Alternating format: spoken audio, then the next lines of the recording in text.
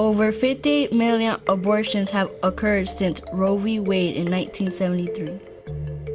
I had the abortion on May 18, 1998 as a 21-year-old, and let me tell you, it was the most painful decision I ever made. It's very painful for me to talk with a post-abortive woman, especially because of my story. I think the decision to have an abortion or what to do with an unplanned pregnancy is probably one of the hardest things that a person would have to make.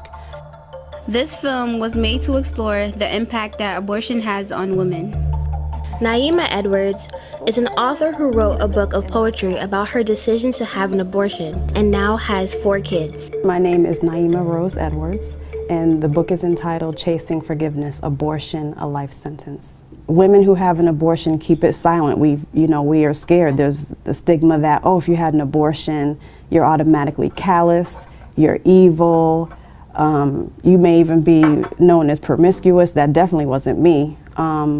So there's a lot of reasons the guilt and shame we harbor makes us not want to tell anybody. So no one knew, not at first. When I first had the abortion, I was only 21 years old, and I was very into myself, as consciously aware that I'd done something extremely horrible. I thought I was disowned by God, and I really wanted to be a parent. I just wasn't ready to at that point, my boyfriend and I in college. So at first, I had no interest in teaching anybody anything. I was trying to go through it my own emotions myself. And it was really a terrible roller coaster ride for me, coming into the knowledge of what I had done and coming into terms with that. Over 4,000 abortions happen every day in America. Dr. Eric Hodgkins is a doctor of obstetrics and gynecology. In 2012, Dr. Hodgkins published a study on family planning and contraceptive decision-making by economically disadvantaged African American women. So I've always been interested in social justice, and I know that the rates of unplanned pregnancy in the United States are about 50%, although the rates are much higher among women who are Latina or African American. In the research that we did, we collected quotes and information from various groups of women, and I distinctly remember and found that women feel mostly very alone, that it's feeling alone with the decision. That one woman described the day having been beautiful, and when she found out that she was pregnant, it seemed like the storm clouds came in and everything seemed very dark. And I think that the biggest psychological problem is feeling alone, that it's your decision and that you need to come up with a solution really quickly. I had a meeting with a stranger in a white coat who would tell me if there was a diamond in my soul. At 12:40, I found out about you, a piece of me, yet a foreigner, making my house your home. Mama doesn't quite know what she's going to do, but she loves you and always will. That's called 5 Weeks Along. A lot of times we, don't have the right support. And I think as far as if the country thinks about the nature of abortion as a decision made in angst, a decision made in turmoil, they would look more caring upon a woman instead of just looking at it as a black and white issue, and it really is not. And I think that there should be laws that are more grounded and wrapped around the woman's mental state, the agony that she's going through, and not the act itself.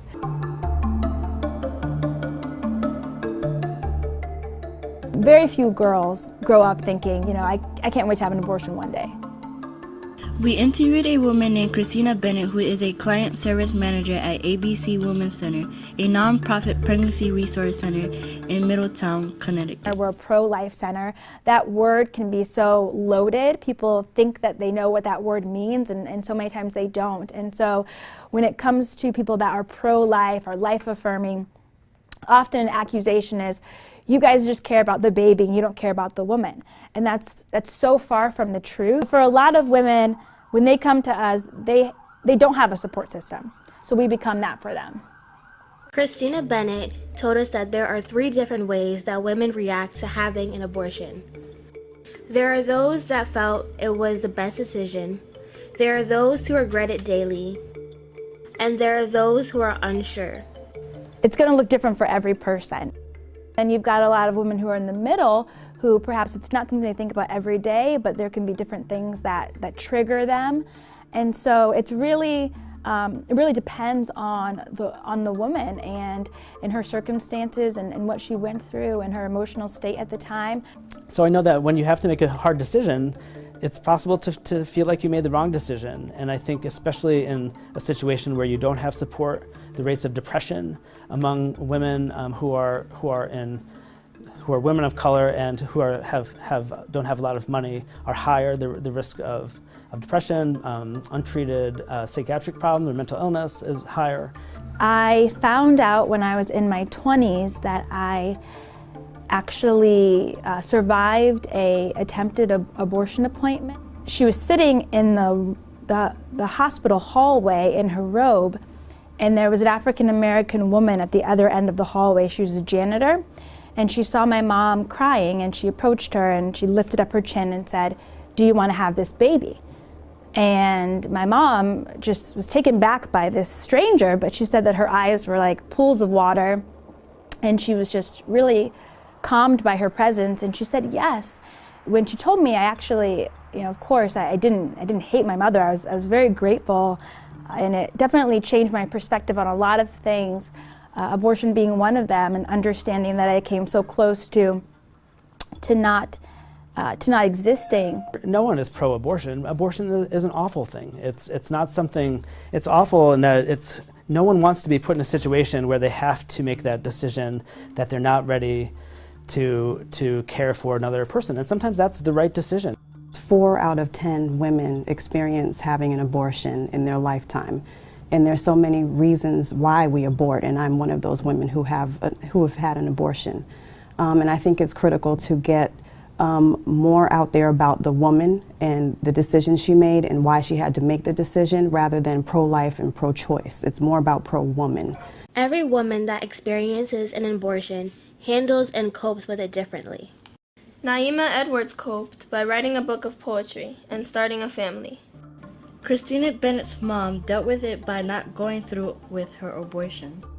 Dr. Hodgins told us that unplanned pregnancies are the entire community's responsibility. It's easy to point a finger, but we're not talking, if an unplanned pregnancy happens and a baby is born, it's all of our responsibility. It's not just the mom's responsibility. And we need to create a way to support that mom and that child. With the 2016 election approaching, the most important action we can take is to discuss how we can better support women in our society.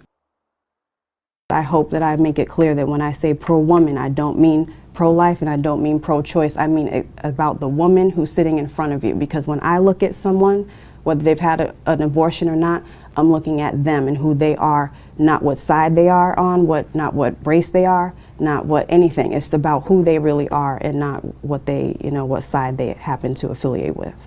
So I hope that clears that up.